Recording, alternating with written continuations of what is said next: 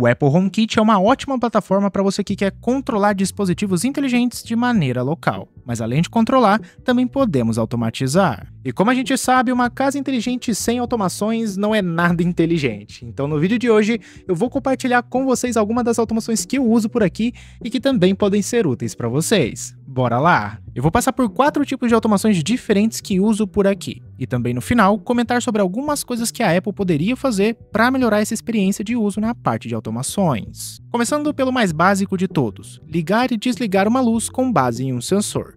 Tem 2 sensores que uso de maneira produtiva aqui em casa, ou seja, sensores que eu não desmonto para fazer testes para o canal. São eles o Aqara FP2 conectado via Wi-Fi e um EV-Motion conectado via Thread. Com o meu EV-Motion eu tenho uma automação super simples. Quando o movimento é detectado, ele liga o spot de luz por 1 minuto. E essa automação só é executada no período noturno. Não tem um horário específico, ele leva como base o horário do pôr do sol daquele dia. Essa é a automação mais simples que tenho por aqui. Já com o FP2 eu tenho um que fica no closet e faz praticamente a mesma coisa. A diferença é que ele não leva em conta o período do dia, pois é um cômodo mais escuro da casa. E por fim, ele só desliga a luz quando o sensor para de detectar a presença. Então, não uso o tempo como base. 2 automações super simples que muita gente faz, mas que ajuda bastante no dia a dia. Agora a próxima automação tem a ver com cortina. Aqui em casa eu estou usando o motor de cortina Thread das M-Smart. Tenho 2 automações que uso para abrir e fechar essa cortina. De manhã, tem uma automação que abre a cortina automaticamente no nascer do sol. De novo, ele não tem um horário específico, ele leva em conta o nascer do sol daquele dia. Já na parte da noite, ele não usa um horário, mas sim o sensor de contato da Aqara que eu tenho na minha porta. Então, toda vez que eu fecho a porta aqui do estúdio, ele fecha a cortina automaticamente. Eu configurei para isso acontecer em qualquer horário do dia. 90% das vezes que eu fecho a porta do estúdio, eu também tenho a intenção de fechar a cortina e as janelas também. Uma coisa que eu gostaria de fazer aqui em casa é usar um sensor de chuva, pessoal. E aí, toda vez que começasse a chover, fechasse a janela automaticamente. Ou no caso, a cortina, né? A cortina aqui do estúdio, ela é sim resistente à água. Então, se ela molhar, não tem problema nenhum. O problema é molhar as coisas que estão dentro aqui do cômodo. Mas com sensor assim, ajudaria bastante. Agora, pessoal, a gente vai entrar nas automações onde eu utilizo os atalhos da Apple. Essas são automações onde eu consigo adicionar condições extras para fazer uma detecção melhor. Começando de novo por ligar a luz. Aqui no estúdio é onde eu trabalho, e é super comum do quarto ficar escuro quando vai chegando o fim da tarde. E aí, eu preciso ir lá e ligar as luzes para continuar trabalhando. Para resolver isso, eu usei 2 funcionalidades do Aqara FP2, o sensor de luminosidade e o sensor de presença. Entre meia-noite e 4 horas da tarde, se o sensor de luminosidade do FP2 medir mais de 100 lux e não tiver nenhuma presença, ele desliga as luzes do quarto. O ponto importante aqui é a parte da presença. Eu faço essa segunda verificação com um atalho dentro da automação, senão não ia dar muito certo, né, pessoal? Fui lá, por algum motivo fechei a cortina do quarto e acendi a luz. Automaticamente o sensor ficou acima de 100 lux e apagou a luz, mesmo comigo ali dentro. Então, eu faço essa verificação para o sensor não passar por cima de um comando que eu já dei. Já para acender a luz, eu faço o inverso. Entre as 4h01 da tarde e as 11h59 da noite, se o nível de luz do sensor estiver abaixo dos 100 lux e tiver presença detectada no cômodo, aí sim ele acende tudo o que precisa, sempre fazendo essa segunda verificação de presença para a automação não rodar sem necessidade. Deu para ver que com os atalhos dá para fazer automações bem mais complexas, né? No meu caso, eu só coloquei uma condição extra para verificar a presença, mas eu poderia colocar uma terceira, quarta, quinta, quantas condições eu quiser.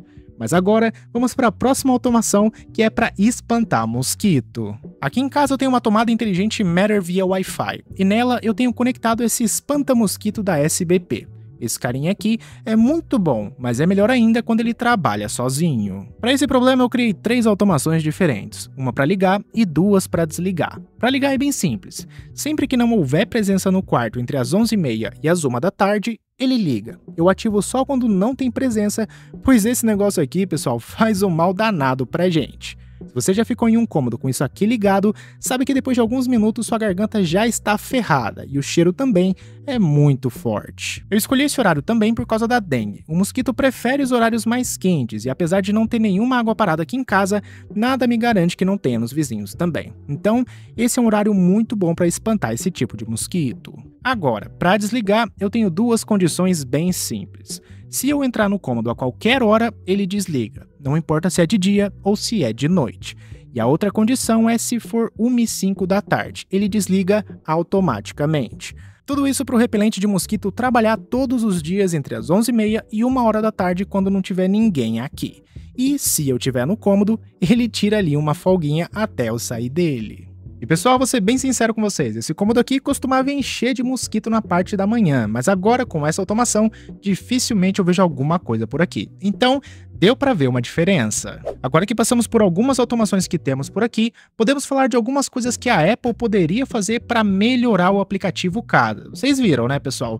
Tenho poucos cômodos com automações aqui nessa casa e o aplicativo já está lotado. Imagina se fosse a casa inteira. Primeiro, uma barra de busca aqui no topo já ajudava muito. Poder pesquisar por um nome, cômodo ou dispositivo já adiantaria bastante a vida na hora de querer mudar alguma regra ou lógica que não está funcionando tão bem.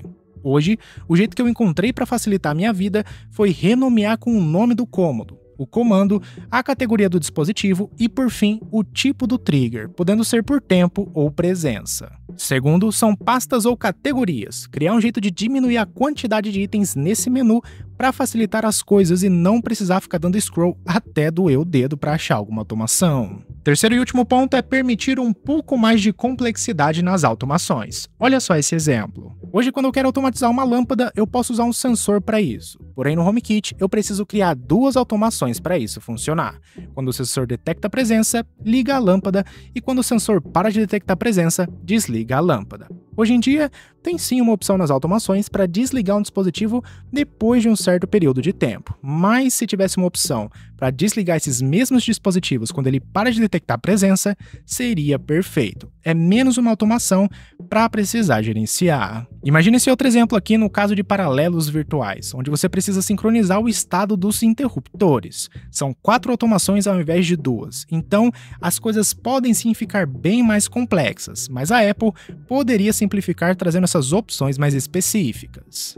Mas é isso, pessoal, essas foram algumas das automações que eu tenho aqui em casa. Deu para perceber que não é nada de muito complexo, né? A ideia geral que eu geralmente sigo é não inventar automações para fazer, mas sim resolver um problema que eu tenho atualmente com automações. Deixem aí nos comentários as automações que rodam na casa inteligente de vocês, principalmente as que deram mais orgulho de fazer. Geralmente essas são as mais interessantes.